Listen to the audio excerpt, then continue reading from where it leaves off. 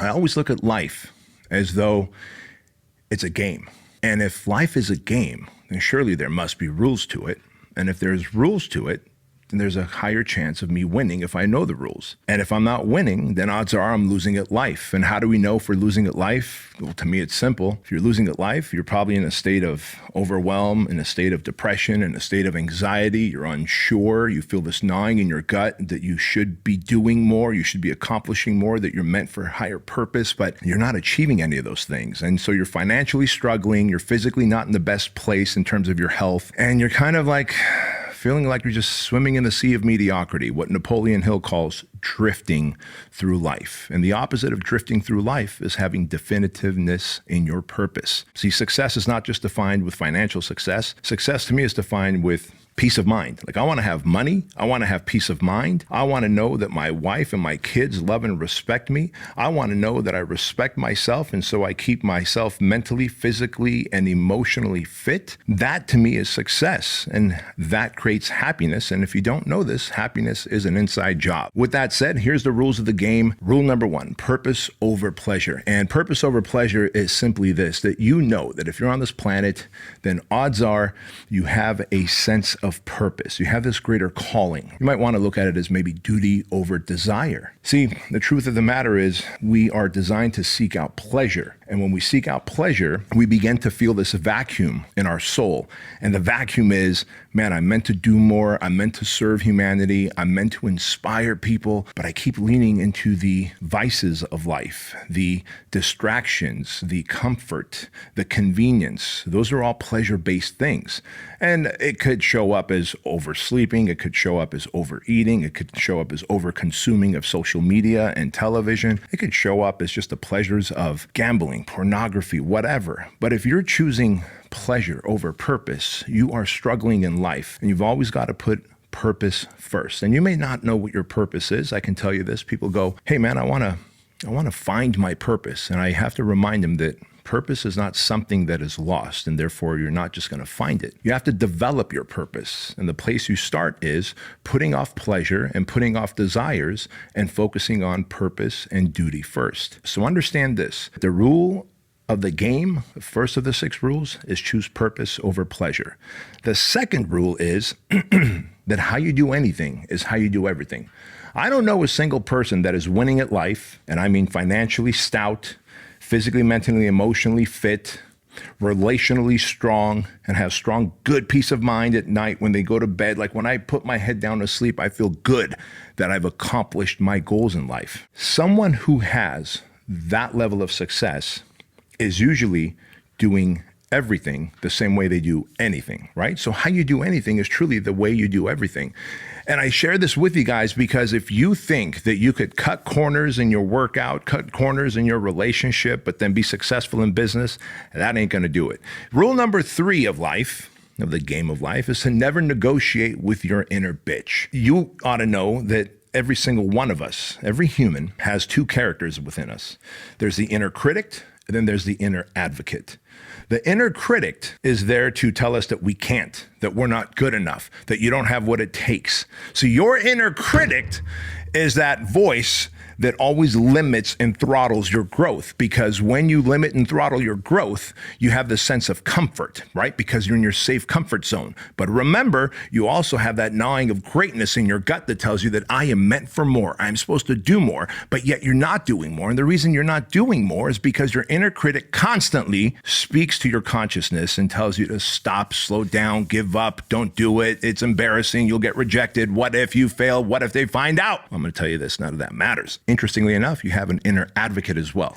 Your inner advocate is in the trunk. See, imagine if your body, your mental psyche, your headspace is the car and you're the driver. Most humans have their inner critic, that inner bitch, riding shotgun. And so that inner bitch is like, kind of like that side seat driver, right? Like, hey, watch out, be careful, don't do this, what if? And then it's not gonna work out and you're gonna fail, you're gonna look stupid. You're not qualified for that. And so you never take those micro risks that you need to have a fulfilled life. And then in the back, you hear this like mumbling, like, and you're like, what the fuck is that mumbling? Well, that mumbling is your inner advocate, the person that's rooting for you, right? But it's in the trunk hogtied, duct tape across its mouth. Your job in life is to develop to such a high place that you metaphorically take your inner critic and you take him out of that passenger seat and you hogtie him, put duct tape across his mouth and throw him in your trunk. And then you take that advocate and you take him out of the trunk and put him in the passenger seat and let the advocate tell you what a badass you are, what a great human you are. You're capable of figuring anything out. You're a natural problem solver. People love you and they want to help you. That is what the advocate is there for. But unless you do the work, you will not hear the advocate over the critic. And so my challenge to you in life, friends, is to fucking hogtie that critic, put the duct tape across his mouth and throw him in the trunk. Now you're probably thinking, well, wait, mate, Bedros, what if I just kick him out of the car? That's never going to happen. See, life is funny that way, right? Life is funny that way. I believe that we're supposed to have both the critic and the advocate with us the entire time. You can't just get rid of the devil permanently. What you can do is over time begin to control and silence the devil or your inner critic. Well, the way you do that is through the self-work. Maybe it's therapy. Maybe it's always choosing hard over easy.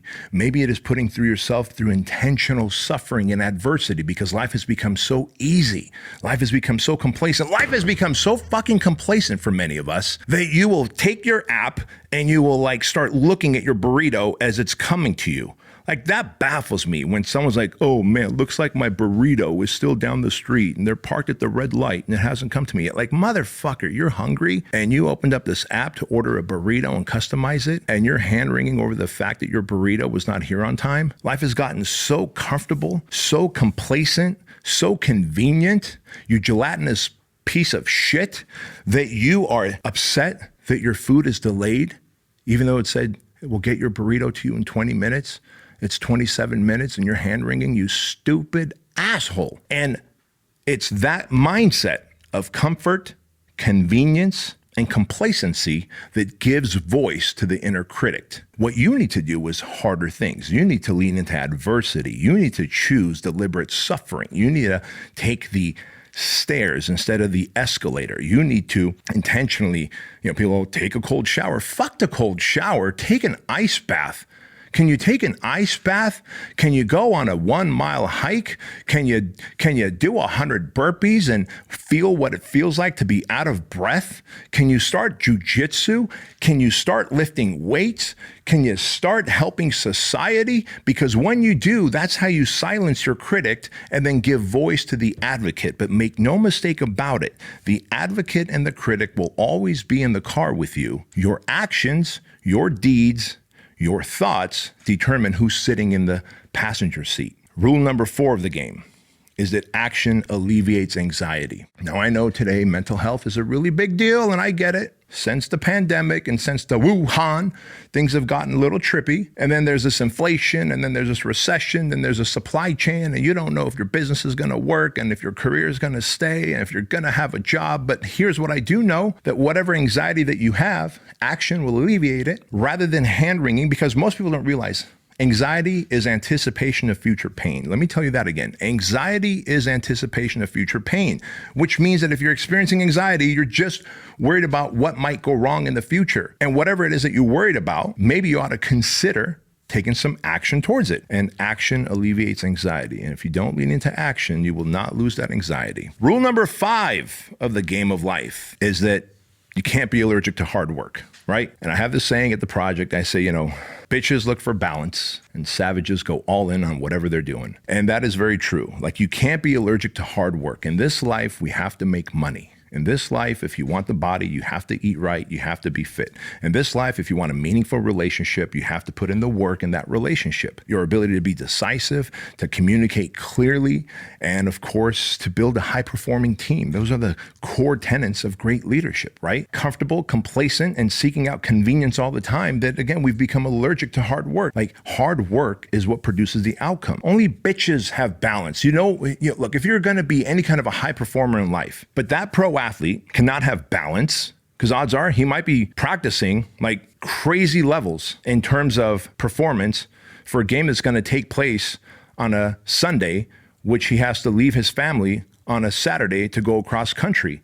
There's no balance there for any high performer in the world. What you really need to figure out is, I don't want balance. I want a work-life mix. And a work-life mix is wherever I am is what I'm fully committed to. And if you can teach yourself to not be allergic to hard work, you immediately differentiate yourself and stand out over the crowd. And finally, rule number 6 for a life well lived is that having a bad day does not mean that you have a bad life. See, oftentimes we might go through a phase of winning or losing, right? All of life comes to us with phases of winning and losing.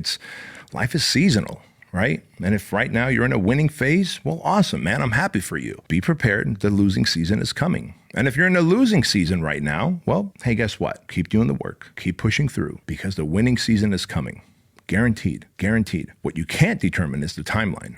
But I can tell you that if you're winning, the losing season is coming. And if you're losing, the winning season is coming, as long as you're doing the work. But if you think that having a bad day means you're having a bad life, and I share this with you because oftentimes we end up making a permanent decision off temporary feelings. When you think about why someone commits suicide, the reason someone commits suicide is because an absence of hope. When they feel hopeless, when someone feels hopeless, like there's no light at the end of the tunnel, that's when they begin to whack themselves and think about killing themselves. And so if you realize that I'm just having a bad day, maybe a bad week, shit, I might be having a bad month or two, but I don't have a bad life.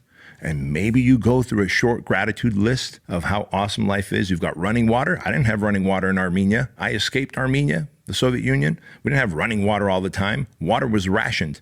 Electricity was rationed. Food was rationed. And so you have those 3 things. And on top of that, you woke up today, fucking A, you have air in your lungs, your heart's beating. You are better than most people who are living lives with rationed food, rationed water, rationed electricity. So if you could show a little gratitude, then you go, you know what? I could deal with the suck for a few more weeks or days or months, and I'll keep working. And that's a sign of hope. And when you have hope, you're not going to make a permanent decision on a temporary feeling. So understand, please, friends, understand that you do not have a bad life. You might be having a bad day, week, or month, but you do not have a bad life.